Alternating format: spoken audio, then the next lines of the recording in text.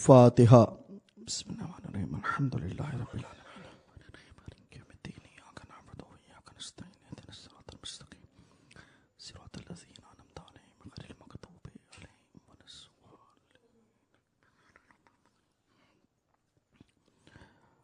اعوذ باللہ من الشیطان الرجیم، بسم اللہ الرحمن الرحیم، الحمد للہ الذی ہدانا لہذا وما کنا لنہتدی لولا ان ہدانا اللہ لقد جاءت رسل ربنا بالحق والصلاة والسلام علی الرسول الثقلین محبوب رب المشرقین والمغربین جد الحسن والحسین ابی القاسم محمد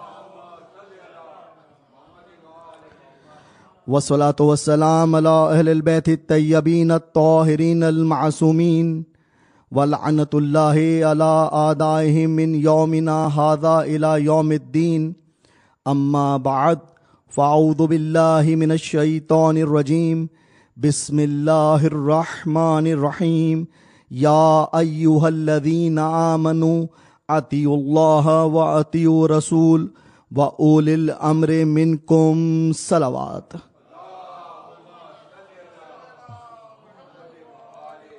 ایک اور درود ہدیہ کریں محمد و آل محمد کی ذات پہ۔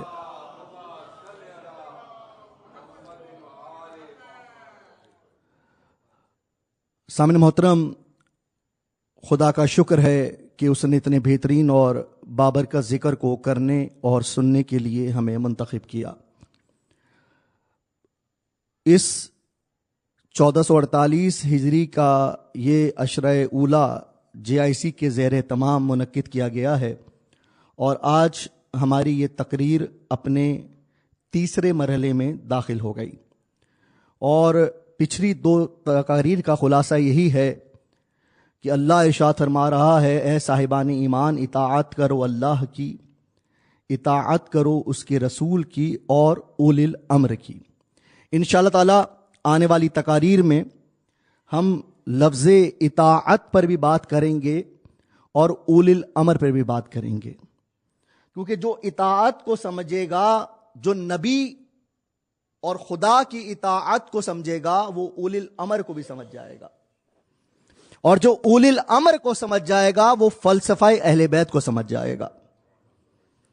اور اسی لیے ہم نے اس عشرہ اولا میں جو عنوان ترتیب دیا وہ ہے قرآن اور مکتب حسین۔ ماشاءاللہ آپ لوگوں کو یاد ہے، آپ سب لوگ اپنی سلامتی کے لیے درود محمد و آل محمد پر۔ یہ عنوان ہم نے ترتیب اس لیے دیا کیونکہ قرآن اور امام حسین علیہ السلام کا ساتھ ایک جیسا ہے، یعنی کہ نہ قرآن امام حسین سے جدا ہے، نہ امام حسین قرآن سے جدا ہیں۔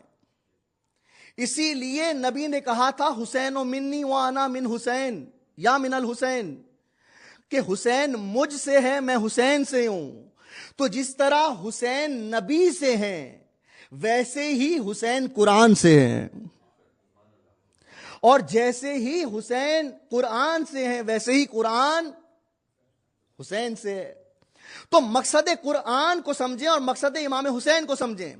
میں لمبی تقاریر کرنے کا عادی نہیں ہوں، میں نے کہا مقصد امام حسین کو سمجھیں، مقصد قرآن کو سمجھیں۔ جب مقصد قرآن کو سمجھ جائیں گے تو مقصد نبی بھی سمجھ میں آ جائے گا، جب مقصد نبی سمجھ میں آ جائے گا تو مقصد امام حسن بھی سمجھ میں آ جائے گا، مقصد امام حسین بھی سمجھ میں آ جائے گا۔ بھئی دیکھیے، حسین و منی وانا من حسین، کہ اللہ کے نبی یہ صدا کیوں بلند کر رہے ہیں، یہ سمجھنے کی ضرورت ہے۔ اور جب آپ یہ سمجھ جائیں گے تو فلسفہ قرآن اور مکتب اہل بیت علیہ السلام کو سمجھنے کی کوشش کریں گے۔ دیکھیے، کائنات میں کوئی حسن موجود نہیں تھا، نام حسن کی بات کر رہا ہوں۔ جب امام حسن کی آمد ہوئی اس دنیا میں تو حسن نام کسی کا نہیں تھا، اور جب امام حسن کی آمد ہوئی ہے تو اللہ کے نبی نے، خدا نے نام رکھا امام حسن کا۔ توجہ ہے؟ اسی طرح امام حسین کی جب آمد ہوئی تو امام حسین کا نام کس نے رکھا؟ اللہ نے رکھا. بھائی نام حسن سے پہلے کوئی حسن نہیں تھا, نام حسین سے پہلے کوئی حسین نہیں تھا. بھائی لاکھوں لوگ گزر چکے تھے لیکن کسی کا نام حسن نہیں تھا, کسی کا نام حسین نہیں تھا. معلوم ہوا کہ جو اللہ اپنے اماموں کے نام کو مخفی رکھ سکتا ہے وہی اللہ میرے آخری امام کو بھی مخفی رکھ سکتا ہے.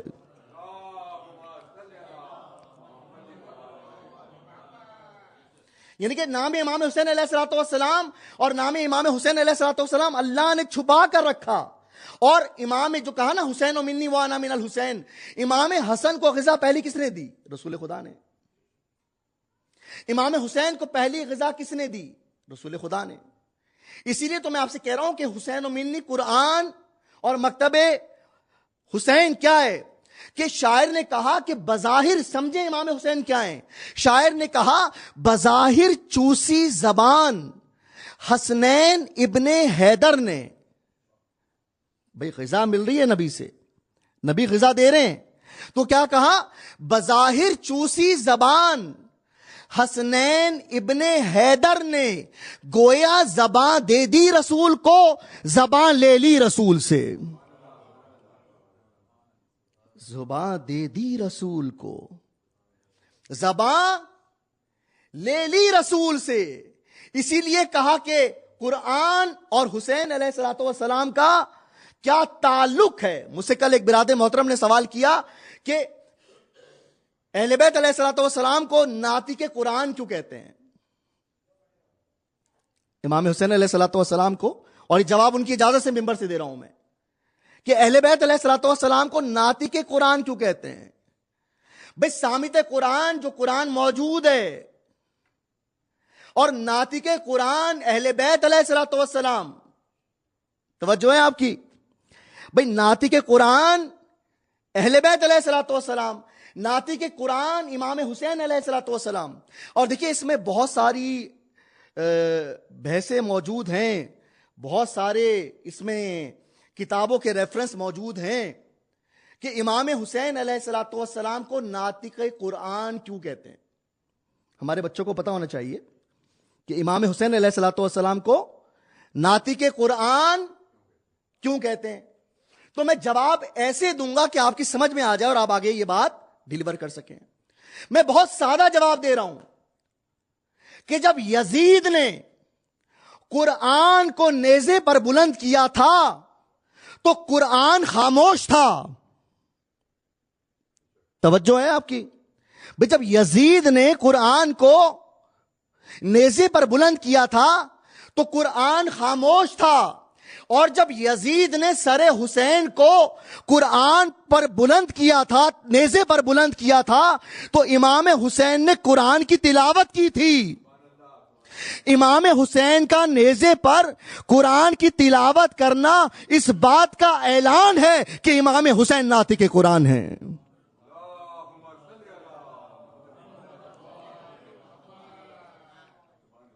امام حسین کا نوکے نیزہ پر قرآن کی تلاوت کرنا اس بات کا اعلان ہے کہ امام حسین علیہ الصلوۃ والسلام ناطق قرآن ہے. اور دیکھیے سامنے محترم, رسول خدا نے کیا ارشاد فرمایا؟ حسین منی وانا من الحسین, حسین مجھ سے ہے, میں حسین سے ہوں. دیکھیے مرثیے کے آغاز میں بھی, سلام میں بھی یہی بات کہی گئی حسین منی کی, میں حسین سے ہوں, تذکرہ کیا گیا تو میں اس لیے اس کا سہارا لے رہا ہوں. اللہ کے نبی نے یہ بات کب کی؟ دیکھیے فقط محرم میں امام حسین کے کردار کو نہیں سمجھنا, یہ عشرہ اولیٰ کی مجالس تو ہیں, لیکن ہر دن ایسا ہونا چاہیے کہ کردار امام حسین سمجھ میں آ جائے. ہر دن ایسا ہونا چاہیے کہ مقصد امام حسین سمجھ میں آ جائے. کیا کہا؟ حسین و منی وانا من الحسین, اور اللہ کے نبی آنے رکھے اور یہ کہا کہ احب اللہ من احب حسینا, کہ حسین مجھ سے ہے, میں حسین سے ہوں. اور کہا کہ اللہ اس سے محبت کرتا ہے جو حسین سے محبت کرتا ہے. اللہ اکبر. یعنی کہ اللہ کس سے محبت کر رہا ہے؟ کہ جو حسین سے محبت کر رہا ہے. اور یہ ارشاد نبی نے کب ارشاد فرمایا؟ یہ واقعہ آپ کا سنا ہوا ہے، میں فقط ایک سہارا لوں گا اور ایک پیغام آپ کو ہدیہ کروں گا. یہ نبی نے کب فرمایا حسین منی وانا من الحسین، کہ حسین مجھ سے، میں حسین سے. نبی جب منبر سے فضائل خدا بیان کر رہے ہیں، فضائل قرآن بیان کر رہے ہیں، تفسیر قرآن بیان کر رہے ہیں، صحابہ کا مجمع ہے. امام حسین علیہ الصلوۃ والسلام سامنے سے آئے. امام حسین علیہ الصلوۃ والسلام کا سن چھوٹا ہے، بہت توجہ سے آپ سن رہے ہیں ماشاءاللہ. امام حسین علیہ الصلوۃ والسلام کا سن چھوٹا ہے. امام حسین علیہ الصلوۃ والسلام ظاہری طور پر لڑکھڑائے. لفظ ظاہری میں نے یہ استعمال کیا ہے. اللہ کے نبی پیغام دینا چاہ رہے ہیں، اس پیغام کو سمجھیں. امام حسین علیہ الصلوۃ والسلام ظاہری طور پر لڑکھڑائے تو رسول خدا نے اپنے خطبے کو روکا اور صحابہ کا مجمع چیر کر خود گئے، امام حسین کو اپنی گود میں اٹھایا، منبر پر آ کر بٹھایا اور منبر پر آ کر یہ کہا، لوگوں پہچانو یہ حسین ابن علی ہے، پہچانو یہ حسین ابن علی ہے. بھئی میرا سوال یہ ہے، اور ہر انسان کا یہ سوال ہو سکتا ہے، کہ بات تو توحید کی ہو رہی ہے، بات تو نبوت کی ہو رہی ہے، بات تو قرآن کی ہو رہی ہے، تو نبی نے خطبہ کیوں روکا؟ بھئی کسی بھی، ابھی یہاں سامنے سے کوئی بچہ آ جائے، میرا کوئی چاہنے والا آ جائے، میرا بھتیجا آ جائے، کوئی بھی بچہ آ جائے، آپ کا کوئی بچہ آ جائے اور آپ ممبر پر ہوں اور آپ مجلس پڑھ رہے ہوں، بھئی دیکھیے میں پریکٹیکل بات کر رہا ہوں، اور وہ اگر لڑکھڑائے تو کیا ایسا ہوگا کہ میں ممبر سے اتر کے جاؤں گا اور اس کو اپنی گود میں اٹھا کے لاؤں گا ممبر پر؟ بھئی میں اتنا تو اعتماد کرتا ہوں نا اپنے ان عزاداروں پر. بھئی بولیے گا میرے ساتھ، بھئی میں اتنا تو اعتماد کرتا ہوں نا ان عزاداروں پر کہ کوئی نہ کوئی میرا چاہنے والا جا کر اس بچے کو اٹھا لے. بھئی یا تو نبی کو ان پر اعتماد نہیں تھا، یا نبی کوئی پیغام دینا چاہ رہے تھے. بہت شکریہ. بھئی یا تو نبی کوئی پیغام دینا چاہ رہے ہیں، وہ پیغام کیا ہے ہمیں اس کو سمجھنا ہے. دیکھیے سامنے محترم، اللہ کے نبی گئے، امام حسین کو اٹھایا اور منبر پر بٹھا کر کہا، لوگوں پہچانو یہ حسین ابن علی ہے. اچھا میرا یہ سوال ہے کہ اللہ کے نبی کسی صحابی رسول سے کہہ دیتے کہ جاؤ حسین ابن علی کو اٹھا لو، لیکن اللہ کے نبی نے ایسا نہیں کیا. میں نتیجہ دے رہا ہوں اور بات آپ کے حوالے، اور انشاءاللہ تعالی یہ پیغام آگے تک جائے گا. اللہ کے نبی نے کسی صحابی رسول سے نہیں کہا کہ جاؤ جا کر حسین ابن علی کو اٹھاؤ. اللہ کے نبی خود تشریف لے کر گئے، حسین ابن علی کو گود میں اٹھایا، منبر پر آ کر بٹھایا اور یہ کہا، لوگوں پہچانو یہ حسین ہے. میں کہوں یا اللہ کے نبی، آپ نے کسی صحابی کو کیوں نہیں کہا کہ جاؤ جا کر حسین کو اٹھا لو؟ تو جواب آئے گا کہ امام جب دنیا میں آتا ہے تو وہ امام بن کر آتا ہے.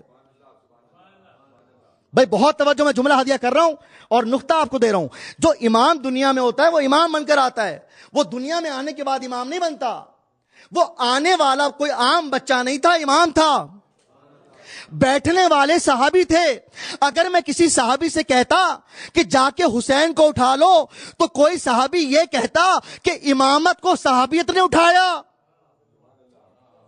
میں نے خود جا کر حسین ابن علی کو اٹھا کر اس بات کا اعلان کر دیا کہ صحابی کو نہیں، امامت کو جو بھی اٹھاتا ہے وہ نبوت اٹھاتی ہے، چاہے وہ منبر ہو یا غدیر کا میدان ہو.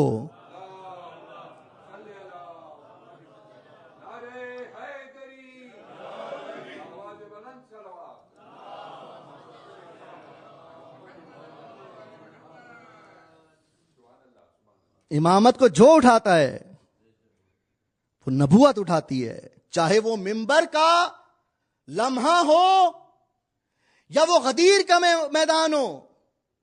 غدیر میں بھی نبی نے اٹھایا، امام حسین کو بھی نبی نے اٹھایا اور کہا پہچانو یہ حسین ہے. تو امام حسین کو ناطق قرآن کیوں کہتے ہیں؟ وہ امام حسین علیہ الصلوۃ والسلام کہ جن کی والدہ، کیونکہ مرثیے میں ذکر سلام میں ہوا بی بی فاطمہ کا بھی، امام حسین علیہ الصلوۃ والسلام وہ ذات کہ جن کی والدہ کا نام بی بی فاطمہ الزہرا سلام اللہ، بی بی فاطمہ الزہرا سلام اللہ علیہ. اور بی بی فاطمہ الزہرا سلام اللہ علیہ کے بہت سارے نام ہیں. میں فقط قرآن پر بات کر رہا ہوں تاکہ مقصد ناطق قرآن سمجھ میں آ جائے. بی بی فاطمہ الزہرا سلام اللہ علیہ کے بہت سارے نام ہیں، لیکن آپ کا ایک قرآنی نام ہے کوثر. انا اعطیناک الکوثر، ایک قرآنی نام بی بی فاطمہ الزہرا کا کوثر. سامنے محترم میں جملہ ہدیہ کر رہا ہوں کہ اللہ جب اہل بیت کے فضائل کو لکھتا ہے، اللہ جب اہل بیت کے کمالات کو لکھتا ہے، اللہ جب اہل بیت کی تعریفات کو لکھتا ہے تو قرآن بنا دیتا ہے، سمیٹتا ہے تو کوثر بنا دیتا ہے.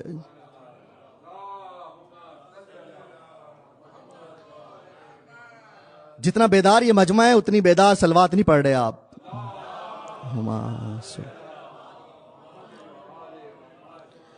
میں نے جملہ جو ہدیہ کیا کہ اللہ تعالیٰ اگر اہل بیت کے فضائل و کمالات کو لکھتا ہے تو قرآن بنا دیتا ہے، سمیٹتا ہے تو کوثر بنا دیتا ہے، اور سمیٹتا ہے تو بے کا نقطہ بنا دیتا ہے، اور سمیٹتا ہے تو بے کا نقطہ بنا دیتا ہے. تو میں ایک بات کس پہ کر رہا ہوں؟ قرآن اور مکتب امام حسین. تو حسین ابن علی اس وقت سمجھ میں آئیں گے جب مادر حسین سمجھ میں آئیں گی. اور مادر حسین کا قرآن میں ایک نام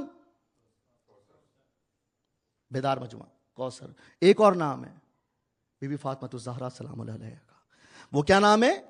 لیلۃ القدر.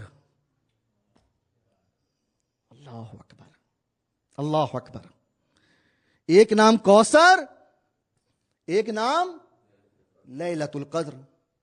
کسی نے چھٹے امام سے یہ سوال کیا، مولا یہ لیلۃ القدر کی تفسیر کیا ہے؟ بہار کی روایت پیش کر رہا ہوں کہ مولا یہ لیلۃ القدر کی تفسیر کیا ہے؟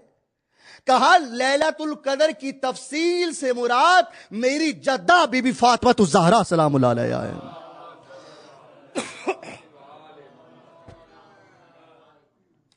اللہ اکبر. کیا کہا؟ کہ لیلۃ القدر کی تفسیر بی بی فاطمہ الزہرا سلام اللہ علیہ ہیں. اور میں نے کہا کہ دیکھیے رسول خدا ناطق قرآن، مولا علی ناطق قرآن، لیکن میں بات کر رہا ہوں اس وقت امام حسین پر. میں نے کہا امام حسین ناطق قرآن، امام حسن ناطق قرآن، اور جس رحم میں یہ ہستیاں آ جائیں اس ذات کو لیلۃ القدر کہتے ہیں. جس رحم مادر میں یہ ہستیاں آ جائیں اسے لیلۃ القدر کہتے ہیں. اس لیے اس انداز سے کہتے ہیں بی بی سیدہ کو لیلۃ القدر کہ جب امام حسن کی آمد ہوئی بی بی سیدہ روزے سے تھیں، اور آپ کی آمد کے بعد نہ آپ کی نماز چھوٹی نہ روزہ چھوٹا.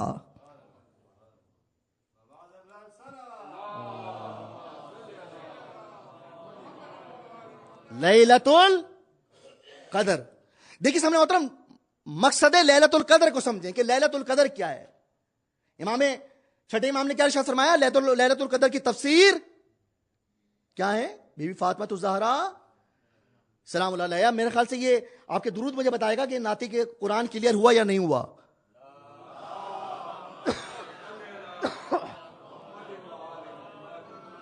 لیلۃ القدر کی تفسیر بی بی فاطمہ الزہرا سلام اللہ علیہ. اور اس انداز سے اللہ تعالیٰ بی بی فاطمہ الزہرا سلام اللہ علیہ کی فضیلت کو بیان کر رہا ہے. بھئی دیکھیں ہم ذاکر ہیں، آپ سامع ہیں، آپ اپنی پریکٹیکل لائف میں کوئی بھی جملہ اگر آپ کو اچھا لگتا ہے نا، وہ جملہ آپ بار بار پڑھتے ہیں، بار بار کہتے ہیں. ایک ذاکر کو اگر کوئی جملہ پسند آ جائے تو اس کی تکرار کرتا ہے، اس کو بار بار کہتا ہے، اس کو بار بار پڑھتا ہے. معلوم ہوا کہ جو جملہ ہمیں پسند آ جائے وہ ہم اس جملے کو بار بار پڑھتے ہیں، اس کو بار بار ادا کرتے ہیں. بھئی ہم نام علی کیوں سنتے ہیں؟ کیونکہ ہم نام علی کو پسند کرتے ہیں. ہم نام مصطفیٰ صلی اللہ علیہ وآلہ وسلم، ہم نام مصطفیٰ کیوں بار بار سنتے ہیں اور پڑھتے ہیں؟ کیونکہ ہمیں نام مصطفیٰ پسند ہے. ہم نام ائمہ اہل بیت علیہ الصلوۃ والسلام کیوں بار بار لیتے ہیں؟ کیونکہ ہمیں وہ نام پسند ہے. معلوم ہوا جو شے پسند ہو اس کا تذکرہ بار بار ہوتا ہے. اب اللہ نے بھی بی بی فاطمہ کے فضائل پڑھتے ہوئے اللہ رکا نہیں اور یہ کہا انا انزلناہ فی لیلۃ القدر وما ادراک ما لیلۃ القدر لیلۃ القدر خیر من الف شہر. اللہ تعالیٰ بار بار لیلۃ القدر کی تکرار کر رہا ہے. اور کس انداز سے کر رہا ہے؟ کس قرآن میں کر رہا ہے؟ کیا کہا کہ یہ قرآن ہے. الف سورہ بقرہ الف لام میم ذالک الکتاب لا ریب فیہ ھدی للمتقین. قرآن مجید کا دوسرا سورہ سورہ بقرہ اور طویل سورہ جس میں اللہ یہ ارشاد فرما رہا ہے کہ الف لام میم ذالک الکتاب لا ریب فیہ ھدی للمتقین، کہ یہ وہ کتاب ہے کہ جس میں کوئی شک نہیں ہے اور یہ متقیوں کے لیے ہدایت ہے. پہنچ رہی ہے بات آپ کی؟ یہ وہ کتاب ہے الف لام میم ذالک الکتاب لا ریب فیہ ھدی للمتقین. ایک لیسن آپ کو میں دوں گا انشاءاللہ تعالی العزیز اور آپ اس کو لے کر جائیں گے. یہ وہ کتاب ہے کہ جو متقیوں کے لیے ہدایت ہے. اچھا، قرآن کا ہر لفظ معجزہ ہے، قرآن کی ہر آیت معجزہ ہے. اس لیے اللہ نے انسان سے کہا کہ قرآن پر تحقیق کرو، لیکن امت غافل ہو گئی، وہ فقط قرآن کے ساتھ رہی، اہل بیت کو چھوڑ دیا. لیکن قرآن اس وقت تک مکمل نہیں ہے جب تک اہل بیت کا دامن نہ ہو. جب اہل بیت کا دامن ہوگا تو قرآن کو سمجھنے کی کوشش کریں گے. کیا کہا؟ بسم اللہ الرحمن الرحیم الف لام میم ذالک الکتاب لا ریب فیہ ھدی للمتقین. الف لام میم ذالک الکتاب لا ریب فیہ ھدی للمتقین. اور یہ جو لفظ اللہ تعالی نے استعمال کیا کہ یہ وہ کتاب ہے، یہ وہ کتاب ہے جو ہدایت ہے. اب میرا سوال یہ ہے کہ قرآن کتنی کتابیں ہیں؟ ایک کتاب ہے. ایک کہیں سے مجھے سنائی دیا ماشاءاللہ سے، پڑھا لکھا مجمع ہے، کچھ لوگ بولتے ہیں کچھ نہیں جواب دیتے. قرآن ایک کتاب ہے. اللہ کہہ رہے یہ وہ کتاب ہے، یہ وہ کتاب ہے. میں لفظ یہ کی تشریح کرنا چاہ رہا ہوں آج آپ کے سامنے. بھئی دیکھیے، لفظ اللہ یہ کا کیوں استعمال کر رہا ہے کہ یہ وہ کتاب ہے؟ اور آسان کرتا ہوں بچوں کو سمجھانے کے لیے کہ یہاں پر ایک مائک ہے، یہ مائک سامنے ہے. کوئی بندہ سامنے سے آئے اور کہے کہ مجھے مائک دے دیں، مجھے مائک دے دیں، تو یہ اس بات کا اعلان ہوگا کہ مائک ایک ہی ہے. اس لیے کوئی شک کی گنجائش نہیں ہے کہ کوئی دوسرا مائک وہ مانگ رہا ہے. بھئی یہ سمجھیے گا کہ یہ کیا ہے، کوئی شک کی گنجائش نہیں ہے کہ وہ کوئی دوسرا مائک مانگ رہا ہے. لیکن اگر ایک سے زیادہ مائک ہوں گے تو وہ کسی مائک کی طرف نشاندہی کرے گا اور یہ کہے گا کہ یہ مائک مجھے دے دیں. مجمع ہے میرے ساتھ؟ کیا کہا؟ الف لام میم ذالک الکتاب لا ریب فیہ ھدی للمتقین، یہ وہ کتاب ہے. تو کتاب تو قرآن ایک ہے. یہ اللہ تعالیٰ نے لفظ یہ وہ کتاب ہے کا کیوں استعمال کیا؟ بھئی اللہ کہتا قرآن وہ کتاب ہے کہ جو متقیوں کے لیے صاحب ہدایت ہے. لیکن نہیں، اور فقط ہماری تفسیر نہیں ہے، فقط اہل تشیع کی تفسیر نہیں ہے. آپ اہل سنت کی تفاسیر اٹھا کر دیکھیں، اس میں اللہ نے ارشاد فرمایا کہ یہ وہ کتاب ہے، یہ وہ کتاب ہے. لفظ یہ پر میں آپ کو متوجہ کر رہا ہوں. تو یہ جو لفظ یہ کا آیا، یہ لفظ یہ فیصلہ کرے گا کہ کتاب کیا ہے اور اہل بیت کیا ہیں. یہ لفظ یہ جو ہے نا، یہ فیصلہ کرے گا کہ قرآن میں کتاب کیا ہے اور اہل بیت کیا ہے. اب میں آپ کو زیادہ دور لے کے نہیں جاتا. اب آپ غدیر میں چلیں. غدیر کے میدان میں گرمی بہت تھی. آپ کے شہر میں بھی بہت گرمی ہوتی ہے. اچھا، کچھ ہوتی ہے ظاہری گرمی اور کچھ ہوتی ہے اندر کی گرمی. اور غدیر کی گرمی تو ویسی ہی الگ ہے. درود محمد و آل محمد پر. بشیری تو ان کے لیے جو علی کو ولی مانتے ہیں، جو مولا علی کو ولی نہیں مانتے وہ ان کے لیے تو گرمی ہے. تو غدیر کے میدان میں خوب گرمی کا عالم ہے. حج کر کے آ رہے ہیں. میں آپ کو یہ سمجھا رہا ہوں کہ یہ کتاب تو مولا علی کی ولایت کا اعلان اللہ کے نبی نے کیا. اور کیا کہا؟ من کنت مولا ہو فہذا. जिस का मैं मौला जिस का मैं मौला उसका ये अली मौला। ये समझे आप, मैं लफ्ज ये समझा रहा हूं। कुरान वो किताब है जो मुत्तकियों के लिए साहिब हिदायत है, और कहा जिसका मैं मौला उसका ये अली मौला। भाई वहां पर नबी ने कोई शक की गुंजाइश नहीं छोड़ी। अली को इतना बुलंद कर दिया कि कोई दूसरा अली खड़ा ना हो जाए कि नबी ने मुझे मौला बनाया था। कहा जिसका मैं मौला उसका ये अली मौला। और कुरान ने कहा जो किताब है वो ये किताब है जो साहिब हिदायत है। मालूम हुआ अगर इंसान की कोई हिदायत करेगा या तो कुरान करेगा या अली करेंगे।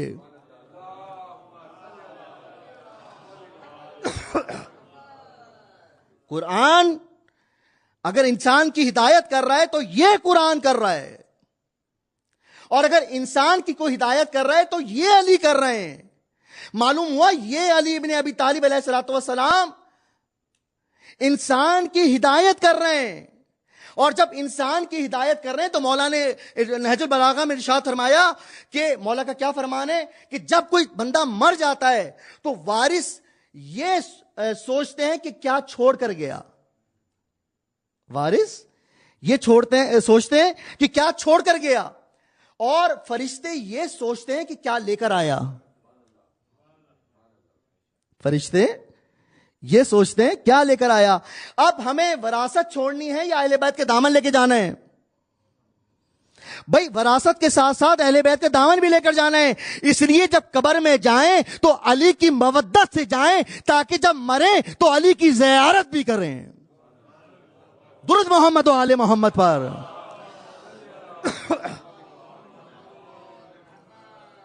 इसलिए कहा कि कुरान ने फिर आवाज दी सूरह बनी इसराइल में, यौमा नदउ कुल्ला उनासिम बिइमामिहिम, कि क़यामत के दिन हर इंसान अपने इमाम के साथ उठाया जाएगा। क़यामत के दिन मैंने कहा कि इमाम अली अलैहिस्सलाम क्या इरशाद फरमा रहे हैं कि फरिश्ते ये सोचते हैं कि क्या लेकर आया। तो जब जाएंगे तो मौला अली की विलायत का दामन लेकर जाएंगे।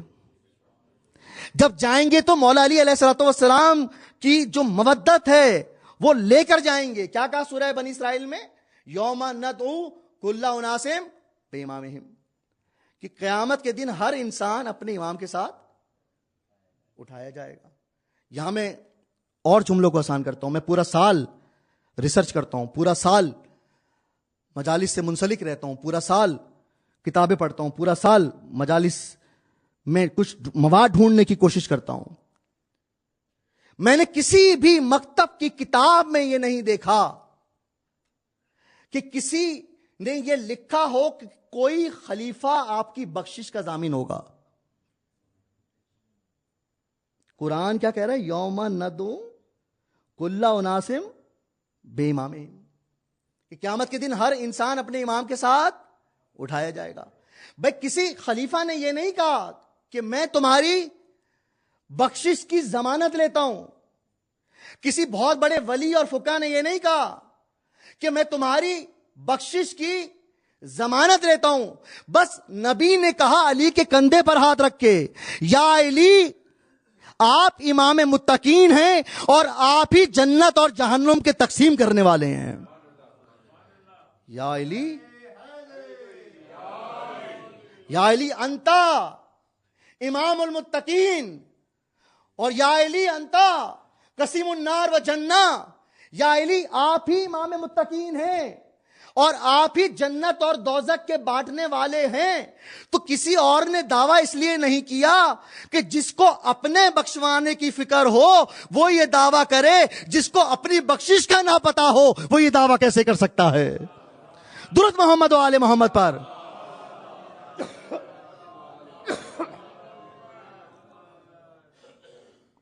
जिसको अपने बख्शने का यकीन हो, जिसको पता हो कि हमारी वजह से शिफाअत होगी, हम ही शिफाअत के जामीन हैं, हम ही बख्शिश के जामीन हैं, वही दावा कर सकता है। भाई देखिए, अगर कोई इंसान दावा करे, इल्म का दावा करे, मैं मिंबर से कोई दावा कर दूं तो मैं कुछ अपने आप को ایک طالب علم کی حیثیت سے بات کر رہا ہوں، کچھ سمجھوں گا تو دعویٰ کروں گا، لیکن اگر میرا وہ دعویٰ ویک ہوگا تو میں دعویٰ ہی نہیں کروں گا. اسی لیے منبر پر علی کے علاوہ کسی نے سلونی کا دعویٰ نہیں کیا. اسی لیے مولا علی علیہ الصلوۃ والسلام کے علاوہ کسی نے سلونی کا دعویٰ نہیں کیا، اور مولا علی علیہ الصلوۃ والسلام کے علاوہ کسی نے یہ نہیں کہا کہ میں ہوں. نبی کہہ رہے ہیں، اللہ کے نبی ارشاد فرمایا، میں نے کیا کہا تھا، کہ اللہ و اطیع رسول و اولی الامر منکم، اطاعت کرو اللہ کی اور اس کے رسول کی. اللہ کے نبی ارشاد فرما رہے کہ یا علی تم ہی امام متقین ہو، یوم ندعو کل اناس بامامہم، اور یا علی تم ہی جنت اور دوزخ کے تقسیم کرنے والے ہو. تو جو جنت اور جہنم کا تقسیم کرنے والا ہو تو جو اس کا موہب ہوگا وہ موت کے بعد مرتا نہیں ہے، حیات پا جاتا ہے. وہ موت کے بعد مرتا نہیں ہے، حیات پا جاتا ہے.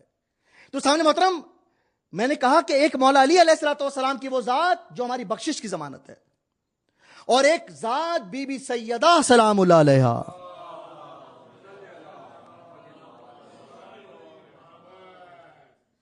ایک ذات بی بی سیدہ سلام اللہ علیہا جو ہماری بخشش کی ضمانت ہے.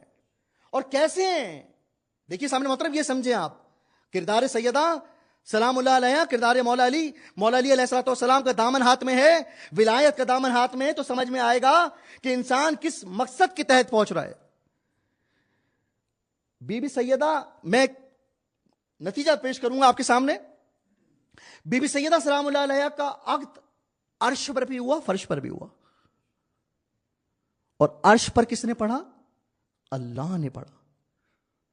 اور فرش پر کس نے پڑھا؟ رسول اللہ نے پڑھا.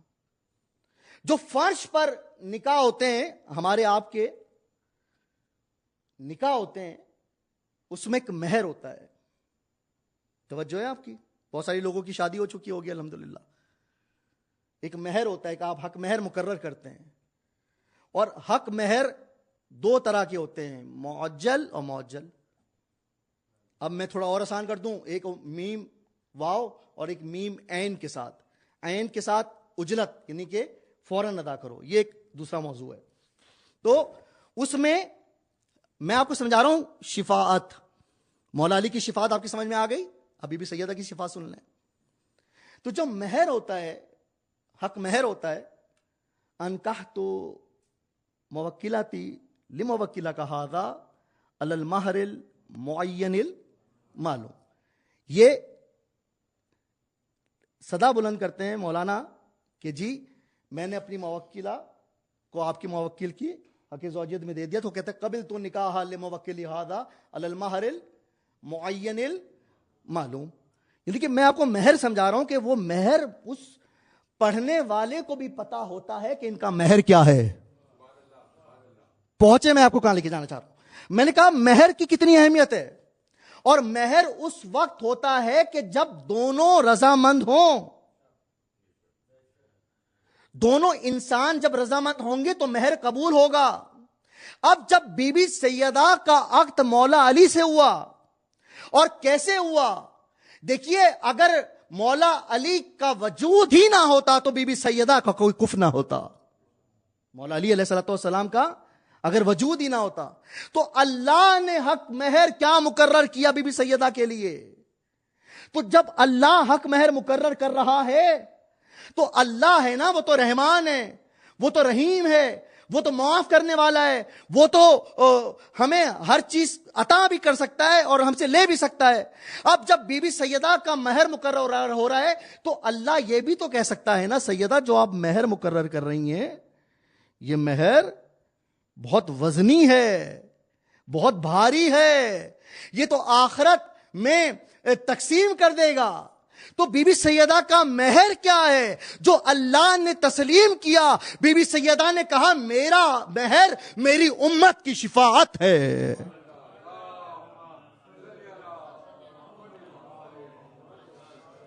میرا مہر میری امت کی شفاعت ہے. اس لیے اس مہر کو اللہ نے قبول کیا. اب سامنے محترم اس مہر کو جب اللہ نے قبول کیا, یعنی کہ مہر سیدہ کو قبول کیا کہ امت کی شفاعت ہے, اب امت یہ نہ سوچے کہ شفاعت کا سرٹیفکیٹ مل گیا. توجہ ہے, شفاعت کا سرٹیفکیٹ مل گیا. اب جب شفاعت کا سرٹیفکیٹ مل گیا تو میں سب کچھ کروں, میں سارے گناہ کروں, میں سارے برے کام کروں؟ نہیں. ہم نے فقط بی بی سیدہ کو نہیں ماننا, بی بی سیدہ کی بھی ماننی ہے. ہم نے فقط بی بی سیدہ آپ کو شفاعت کا سرٹیفکیٹ دے رہی ہیں کہ میری امت کی, نبی کی امت کی شفاعت بی بی سیدہ سلام اللہ علیہا کا مہر ہے. اور گفتگو کو تمام اس فضیلت کے رتبے پر کر رہا ہوں کہ خود مولا علی علیہ الصلوۃ والسلام کے اللہ کے حبیب محمد مصطفیٰ صلی اللہ علیہ وآلہ وسلم, اللہ کے حبیب نے کیا ارشاد فرمایا, یا علی آج میں نے اللہ سے تمہارے بارے میں 3 سوال کیے. میں بخشش کی بات کر رہا ہوں, شفاعت کی بات کر رہا ہوں, اور یہ بات کر رہا ہوں کہ یا علی انتا امام المتقین وانتا قسیم النار والجنہ. یا علی آپ امام منتقین ہیں اور آپ ہی جنت اور جہنم کے بانٹنے والے ہیں. تو کیا کہا, سوال کیا رسول اللہ صلی اللہ علیہ وسلم کے مولا علی سے, کیا کہہ رہے ہیں کہ آج میں نے تمہارے بارے میں اللہ سے 3 سوال کیے اور اللہ نے مجھے ان تینوں سوالوں کے جواب کو دیا. سوال کیا ہے؟ مولا علی نے کہا یا رسول اللہ ذرا بتائیے وہ کیا سوال ہیں. علی جانتے سب ہیں لیکن امت کو بتلا رہے ہیں کیا ہے وہ کیا سوالات ہیں. تو کہا کہ یا علی میں نے پہلا سوال یہ کیا کہ یا اللہ جنت کی چابی کو اٹھانے میں علی کو میرا مددگار بنا. مددگار بنا, جملہ سنا آپ نے بھئی, جو علی نبی کا مددگار بن جائے وہ نبی کی امت کا بھی مددگار بنے گا. جو علی نبی کا مددگار بن جائے. اور کہا دوسرا منظر, دوسرا موقع کیا کہا کہ یا علی میں نے اللہ سے یہ کہا کہ میرے بعد میرے تمام ذمہ داریاں پوری کرنے کے لیے علی کو اختیار دے. من کنتوں کی صدا اللہ نے قبول کیا. میں نے کہا کہ دیکھیں یہ نام علی فیصلہ کرے گا. اور میں نے یہ بھی آپ سے کہا کہ جب مولا علی علیہ الصلوۃ والسلام نے نہج البلاغہ میں کیا کہا کہ جب مومن دنیا سے جاتا ہے تو وارث سوچتے ہیں کہ کیا لے کر گیا, کیا چھوڑ کر گیا. فرشتے یہ سوچتے ہیں کیا لے کر آیا. اب آپ یہ سوچیں کہ آپ جب لے کر جائیں گے تو کیا لے کر جائیں گے.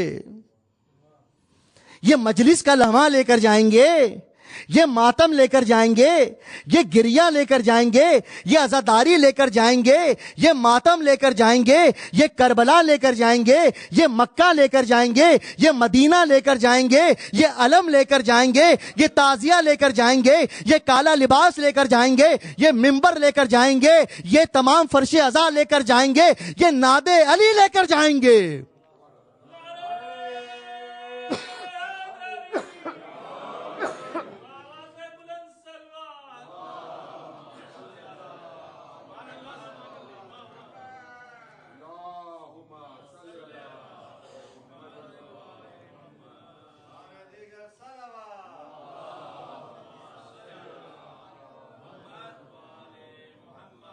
کیا لے کر جانا ہے یہ فیصلہ ہم نے کرنا ہے. بہت شکریہ, آپ خیال رکھتے ہیں پانی کے لیے, بہت شکریہ. اور دیکھیے میں بھی ایک جملہ ہدیہ کرتا ہوں, میں یہ کہتا ہوں کہ جو فرش عزا پر جب بیٹھے نا تو کبھی بھی خاموش ہو کے نہ بیٹھیں, ہمیشہ سبحان اللہ کی صدا کو بلند کرتے رہا کریں, ہمیشہ درود کی صدا کو بلند کرتے رہا کریں. مولوی کو اپریشیٹ کرنے کے لیے نہیں, اس ذکر کی بلندی کے لیے. یہ آج کا میسج لے لیجئے گا. کسی بھی مجلس میں جائیں, کسی بھی مجلس میں جائیں تو کبھی خاموش نہ بیٹھے ہیں, کیونکہ آپ جب بھی سبحان اللہ کی صدا بلند کرتے ہیں وہ مولوی کی تائید نہیں ہوتی, ذکر سیدہ کی تائید ہوتی ہے. وہ ذکر سیدہ کی تائید ہوتی ہے. اور حل جزاء الاحسان الا الاحسان, احسان کا بدلہ احسان ہے. خدا کی قسم اگر آج آپ ان کے لیے بولیں گے تو یہ قیامت میں آپ کے لیے بولیں گے. درود محمد و آل محمد پر.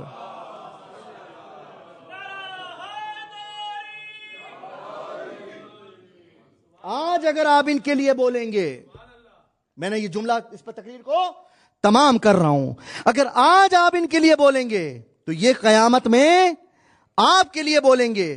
اور میں نے تو کتابوں میں یہ پڑھا کہ جو شخص جس انداز سے اپنی زندگی گزارتا ہے اور زندگی کا ایک جز ہے یہ مجلس حسین، جو جس انداز سے مجلس گزارتا ہے، جو جس انداز سے زندگی گزارتا ہے، جس انداز سے مجلس میں آتا ہے، وہ اسی انداز سے قبر سے اٹھایا جائے گا۔ اللہ اکبر۔ اب فقط ایک مثال مجلس کی لے لیں، میں زندگی کی مثال کی بات تو کسی اور موقع پر کروں گا، کیونکہ میرا مقصد ذکر امام حسین کو عام کرنا ہے، باقی خطیبوں کی طرح، باقی طالب علموں کی طرح۔ میں نے کہا جو جس نیت سے مجلس میں بیٹھے گا وہ اسی انداز سے مجلس سے اٹھایا جائے گا، قبر سے اٹھایا جائے گا۔ اب آپ اپنا محاسبہ خود کریں، محشر کا میدان ہوگا۔ اب جو مجلس میں سبحان اللہ کی صدا کو بلند کر رہا ہے وہ سبحان اللہ کہتا ہوا اٹھایا جائے گا، جو درود کی صدا بلند کر رہا ہے وہ درود کہتا ہوا اٹھایا جائے گا، جو نعرہ حیدری کی صدا بلند کر رہا ہے وہ یا علی کہتا ہوا اٹھایا جائے گا۔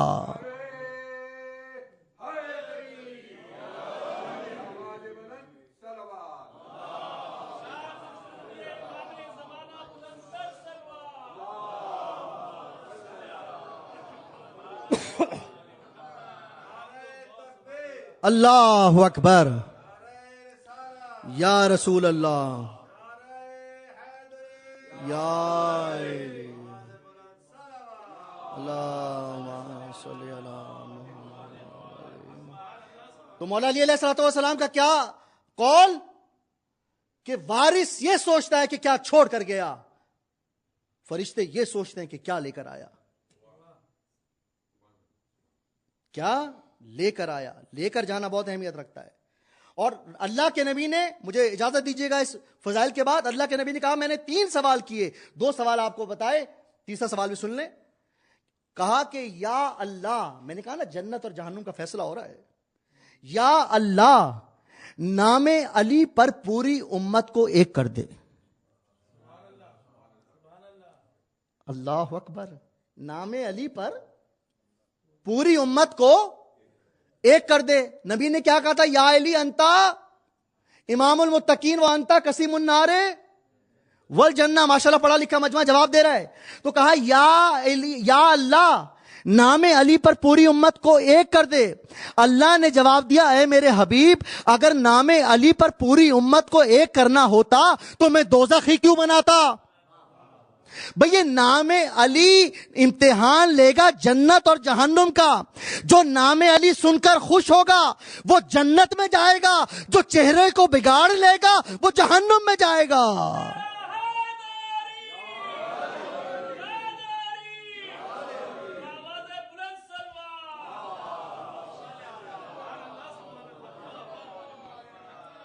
اسی لیے ان مجالس میں نے آپ کے سامنے توحید کو بیان کرنا ہے، میں نے نبوت کو بیان کرنا ہے، اور میں نے مقصد امام علی کو بیان کرنا ہے۔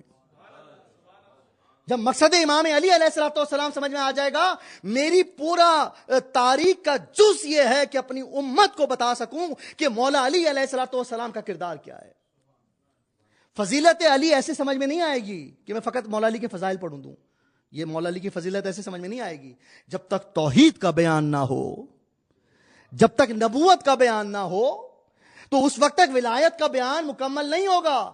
کیونکہ اگر توحید سمجھ میں آئے گی تو نبوت سمجھ میں آئے گی، جب نبوت سمجھ میں آئے گی تو ولایت سمجھ میں آئے گی، نبوت سمجھ میں آئے گی تو ولایت سمجھ میں آئے گی۔ اور یہ وہ یونیورسٹی ہے، پوری دنیا میں لوگ سن رہے ہیں، یہ وہ یونیورسٹی ہے۔ محبت کو عام کریں، اخوت کو عام کریں، فرش ازا کو عام کریں، اپنی مجالس کو ایسا بنائیں کہ فقط آپ کے مکتب کا نہیں بلکہ دوسرے مسلک سے لوگ آ کر آپ کے فرش ازا پر بیٹھیں اور حسین کو سمجھنے کی کوشش کریں۔ مجلس کو ایسا ہونا چاہیے جس طرح کل آپ نے فرمایا تھا کہ لوگوں کو پتا کیسے لگے گا کہ حسین کیا ہیں، لوگوں کو پتا کیسے لگے گا کہ مولا علی کیا ہیں؟ اگر میں منبر پر بیٹھ کر کسی بھی مکتب کو معاذ اللہ گالی دوں اور ان کو سمجھاؤں کہ علی کیا ہے تو خدا کی قسم وہ مجھے گالی دے گا، اس کو علی سمجھ میں نہیں آئے گا۔ جب تک میں اپنی زبان شیریں نہیں کروں گا، جب تک میں اتحاد بین المسلمین کی بات نہیں کروں گا، جس طرح نبی نے کہا کہ کالے کو گورے پر، عربی کو عجمی پر کوئی فوقیت نہیں ہے، جب تک میں اپنی زبان شیریں نہ کروں، جب تک میں اپنی زبان سے دوسرے مسلک کا احترام نہ کروں، لیکن ہاں ایک جو میرے دل میں، جو تاریخ میں چیزیں موجود ہیں، جو تولا تبرہ موجود ہے، وہ عقیدہ دل میں رکھ کر میں لوگوں کو بتاؤں کہ قرآن کیا ہے، میں لوگوں کو بتاؤں کہ اہل بیت کیا ہے، میں لوگوں کو بتاؤں کہ انسان اور مسلمان کا پیغام کیا ہے۔ یہی پیغام تو لے کر امام حسین گئے تھے نا کربلا میں، اور یہ کہا تھا اے کربلا والو، اے لوگوں مجھے پہچانو۔ وہ بھی مسلمان تھے سامنے والے، وہ بھی، کیا امام حسین کو یہودیوں نے مارا؟ کیا امام حسین کو کرسچن نے مارا؟ نہیں، مسلمانوں نے مارا۔ میں نے کہا کہ عام کریں بات کو۔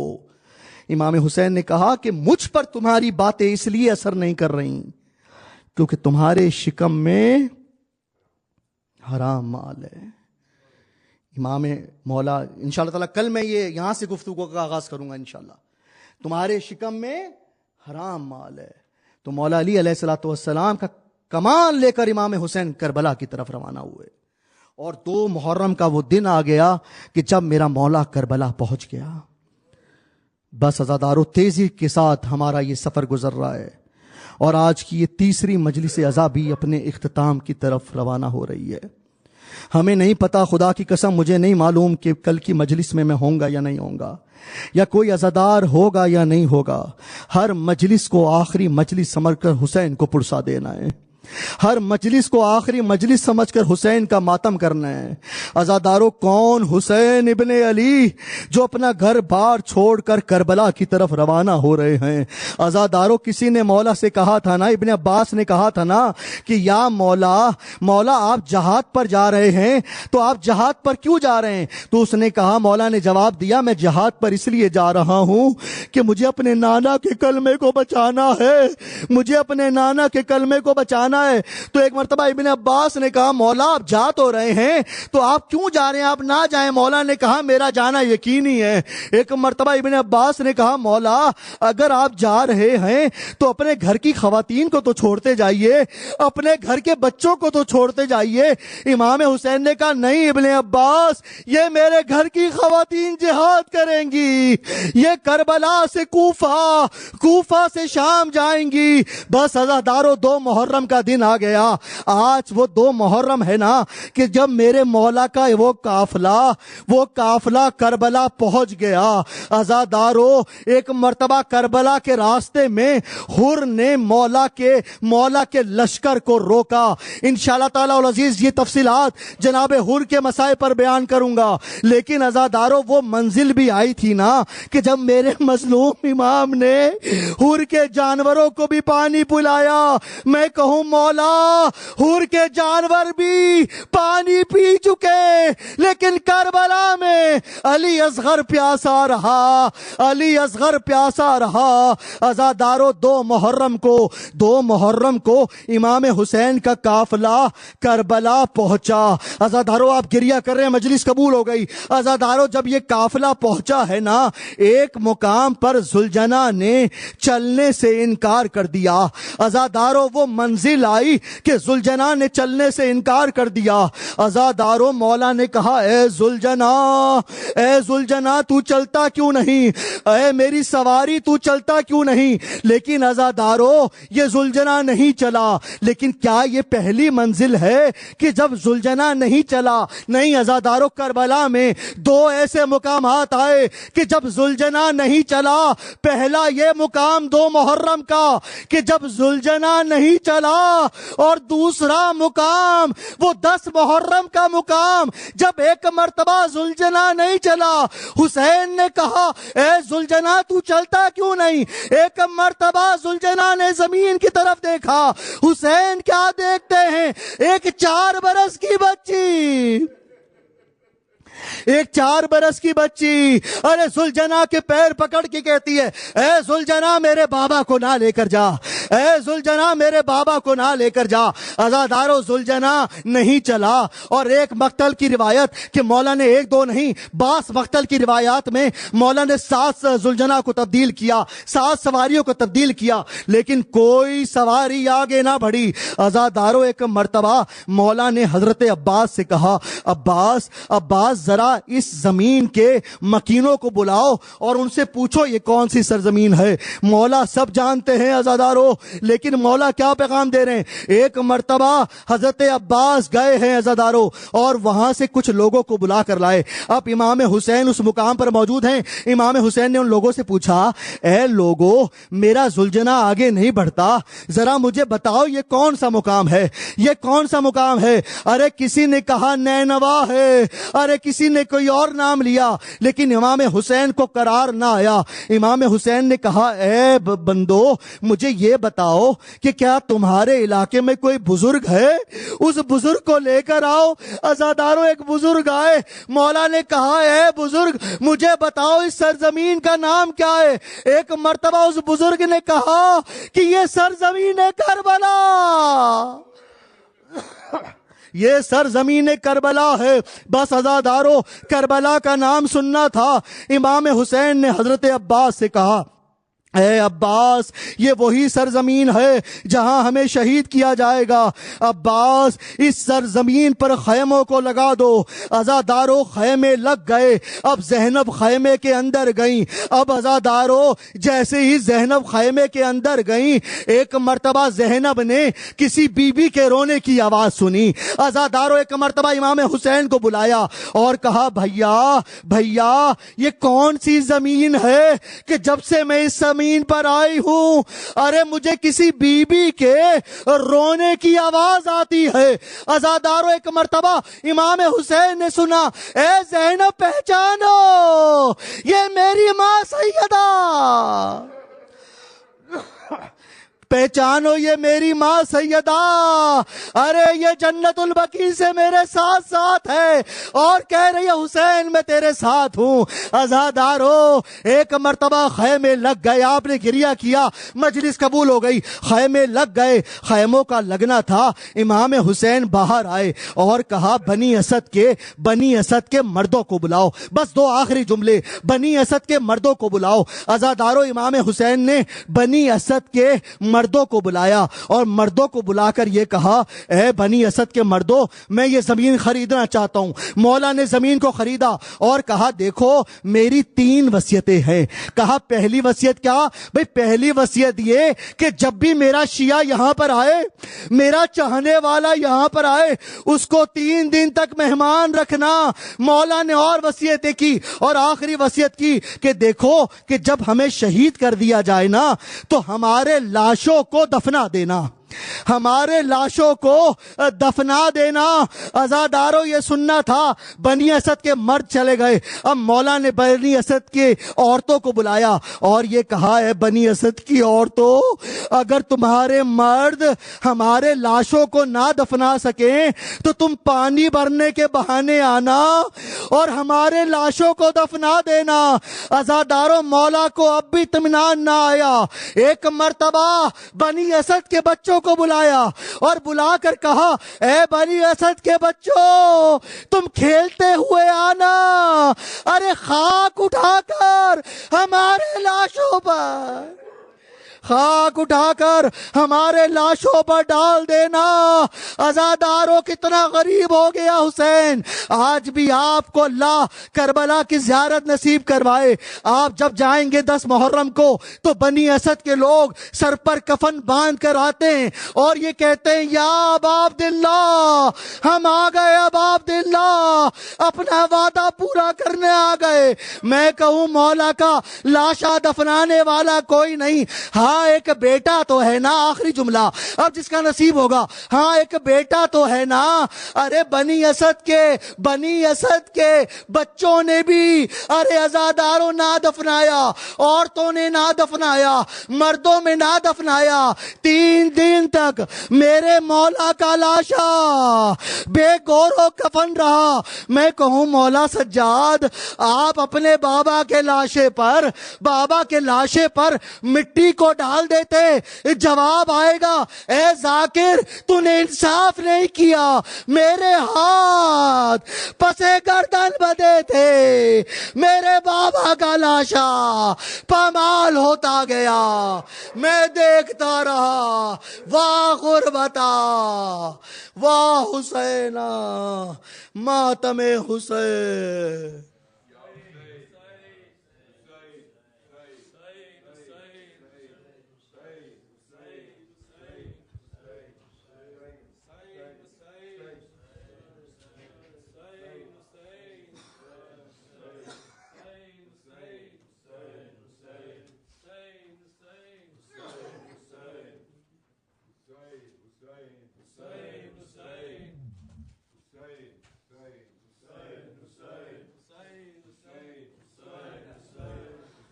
ہر آ رہا ہے اکبر سینے اسے لگاؤ، ہر آ رہا ہے اکبر سینے اسے لگاؤ، ہر آ رہا ہے اکبر سینے اسے لگاؤ، مہمان کو ہمارے، مہمان کو ہمارے